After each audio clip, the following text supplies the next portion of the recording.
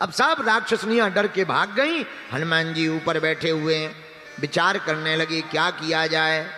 अब रो रही माता सीता। सीता के माता जानकी जी के विरह को देखकर हनुमान जी से रहा नहीं गया। कपि कर हृदय विचार, दीन मुद्रिका डारी तब, जनु अशोक अंगार। हनुमान जी ने मुद्रिका डाल दी।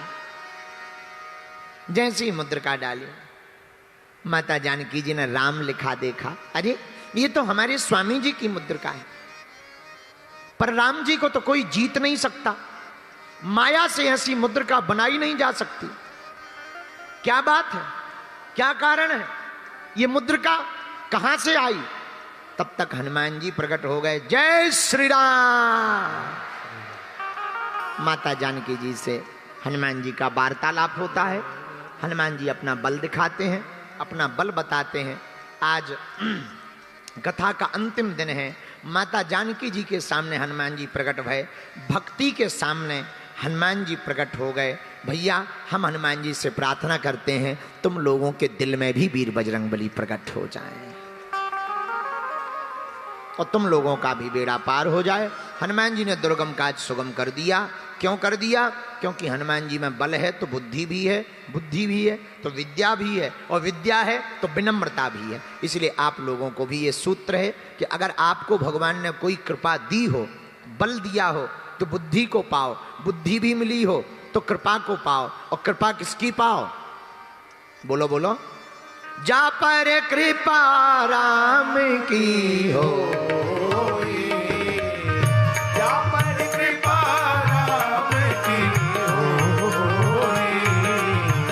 जा पर कृपा करे सब कोई, जा पर कृपा करे सब कोई। इसलिए दिल लगाओ भगवान में, दिमाग लगाओ संसार में। हम लोग कर देते हैं उल्टा, दिल तो लगाते हैं पड़ोसन से, दिमाग लगाते हैं भगवान पे। और फिर कहते हैं बताओ महाराज कृपा नहीं हो रही, ठटरी के बरे न कटा, कहां से कृपा हो जाए? दिल लगाओ भगवान के चरणों में, दिमाग भगवान में लगाओ। दिल लगाओ भगवान के चरणों में, दिमाग संसार में लगाओ, इसी में बेड़ा पार हो जाएगा। बोलो सीताराम।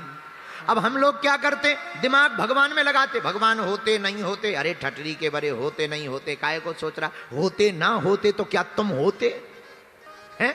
इतना ही सोच लो। अगर भगवान ना होते तो क्या तुम होते? तुम हो मतलब भगवान भी है। यही प्रमाण है भगवान के होने का।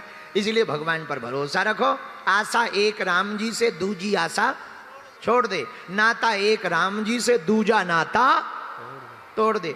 और ज्यादा भगवान के सामने बुद्धि लगाओगे वो बुद्धि खराब कर देंगे। समझ लो, भगवान बुद्धि का विषय नहीं है, भगवान तो भाव का विषय है। एक पंचकुला का हमारा चेला चंगीलाल भगवान के सामने गया।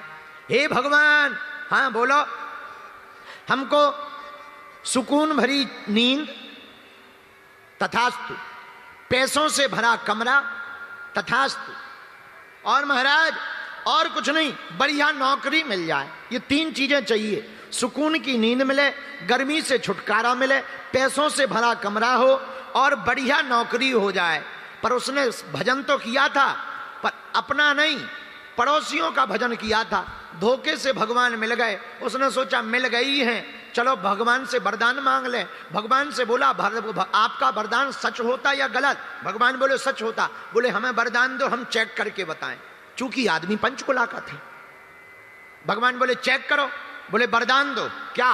सुकून भरी नींद हो, नौकरी हो और पैसों से भरा कमरा हो। भगवान ने दूसरे दिन ही एटीएम का गार्ड बना दिया। सुकून भरी नींद है, पैसों से भरा कमरा है और बढ़िया नौकरी है, वो आदमी पंचकुला में ही है।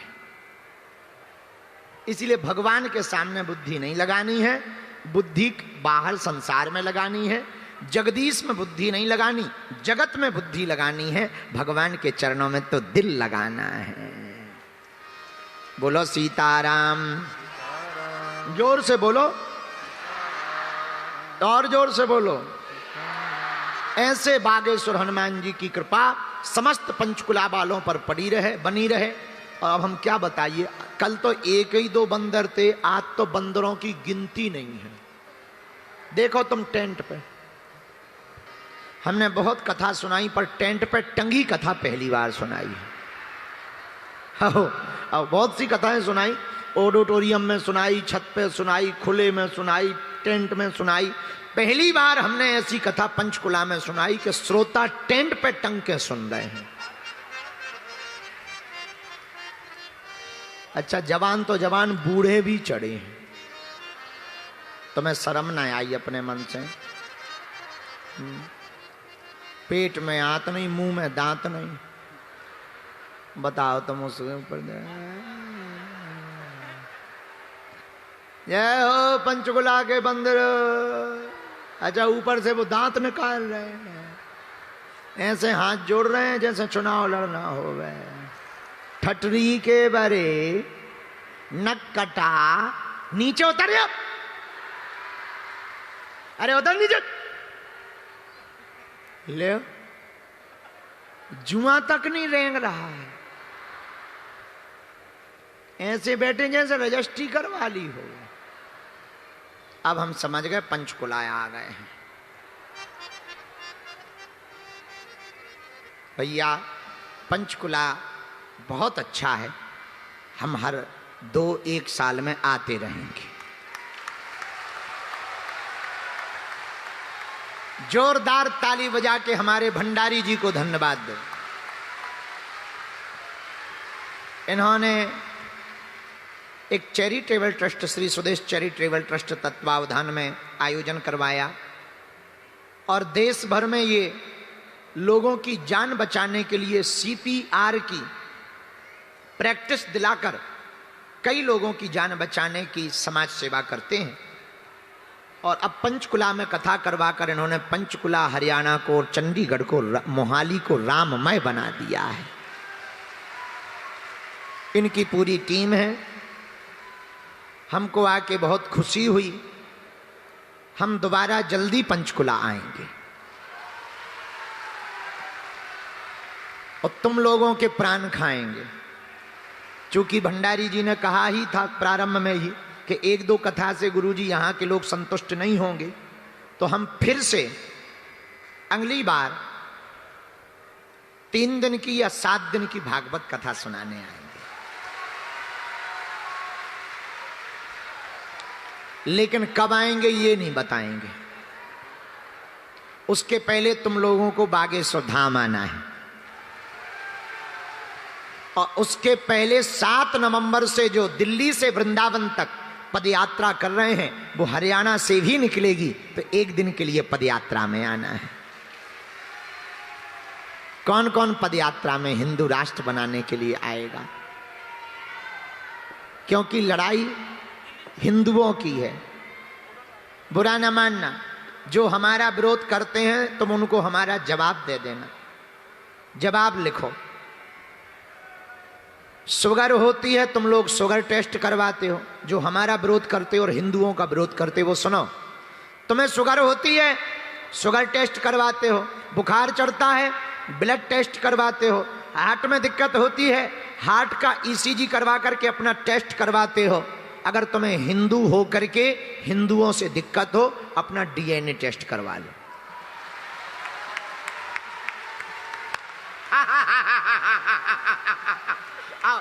हिंदू होकर अगर तुम्हें हमसे दिक्कत है, हिंदू होकर तुम्हें हिंदुओं से दिक्कत है, अपना DNA चेक करवा लो।